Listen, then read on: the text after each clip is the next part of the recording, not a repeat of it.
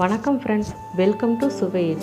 இன்றைக்கி நம்ம சேனலில் மண்பானை மீன் குழம்பு எப்படி பண்ணுறதுன்னு பார்க்க போகிறோம்.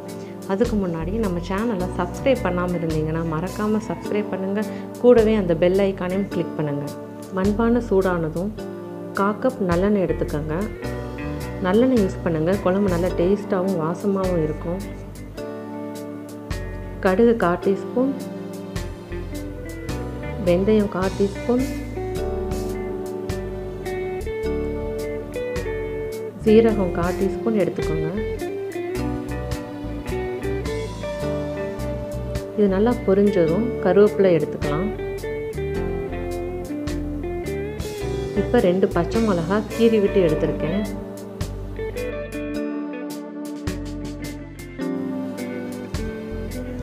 ஆறுலேருந்து 7 பல் பூண்டு எடுத்துக்கோங்க. நான் இந்த பூண்டை நல்லா நசுக்கி எடுத்திருக்கேன். இப்போ நீங்கள் ஃப்ரை பண்ணும்போதே அந்த வாசம் நல்லா வரும், உங்களுக்கு பூண்டு வாசம்.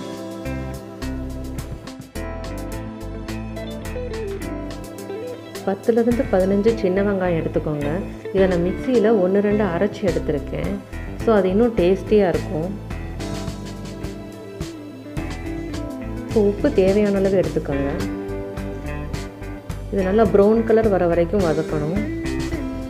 மீன் குழம்புக்கு சின்ன வெங்காயம் யூஸ் பண்ணால் தான் நல்லா டேஸ்ட்டாக இருக்குங்க. முடிஞ்ச வரை சின்ன வெங்காயம் யூஸ் பண்ணிக்கோங்க. நறுக்கிய தக்காளி 2 எடுத்திருக்கேன். தக்காளியை நல்லா வதக்கணும். நாட்டு தக்காளி கிடச்சா நாட்டு தக்காளி யூஸ் பண்ணிக்கோங்க, அப்படி இல்லாட்டி பரவாயில்ல. இப்போ இதை 2-3 நிமிஷம் நல்லா வேக விடலாம். இப்போ இது நல்லா வெந்துருச்சு.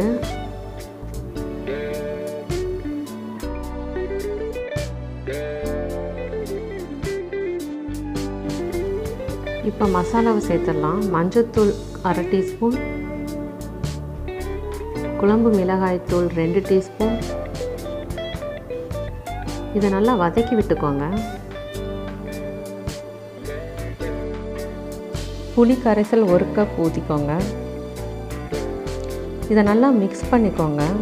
இப்போ பார்த்தீங்கன்னா மசாலா எல்லாம் நல்லா சேர்ந்து வந்துருச்சு. இப்போ உங்களுக்கு தேவையான அளவு தண்ணி ஊற்றிக்கோங்க.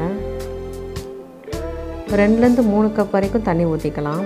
இதை க்ளோஸ் பண்ணி ஒரு 7 நிமிஷம் வேக விடுங்க. இப்போ நல்லா கொதிச்சு வந்துருச்சு. பச்சை வாசனைலாம் நல்லா போயிருச்சு.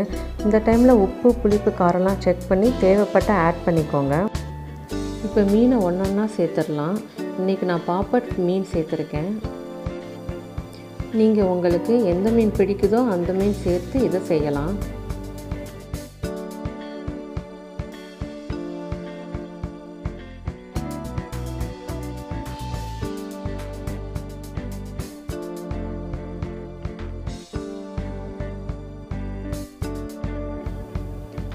இப்போ 1/2 கப் அரைச்ச தேங்காய் விழுது சேர்த்துக்கலாம். இதுக்கு நான் 1/2 மூடி தேங்காய் எடுத்துக்கிட்டேன். இப்போ மெதுவாக மீன் உடஞ்சிடாமல் மிக்ஸ் பண்ணி விட்டுக்கோங்க.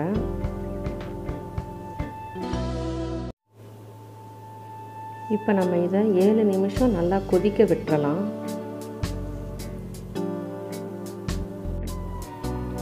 இப்போ மண்பானை மீன் குழம்பு ரெடி ஆகிருச்சுங்க. இந்த ரெசிபி உங்களுக்கு பிடிச்சிருந்தால் லைக் பண்ணுங்கள், ஷேர் பண்ணுங்கள். எங்கள் சேனலை நீங்கள் சப்ஸ்கிரைப் பண்ணாமல் இருந்தீங்கன்னா மறக்காமல் சப்ஸ்கிரைப் பண்ணுங்கள். கூடவே அந்த பெல் ஐக்கானையும் கிளிக் பண்ணுங்கள். நன்றி.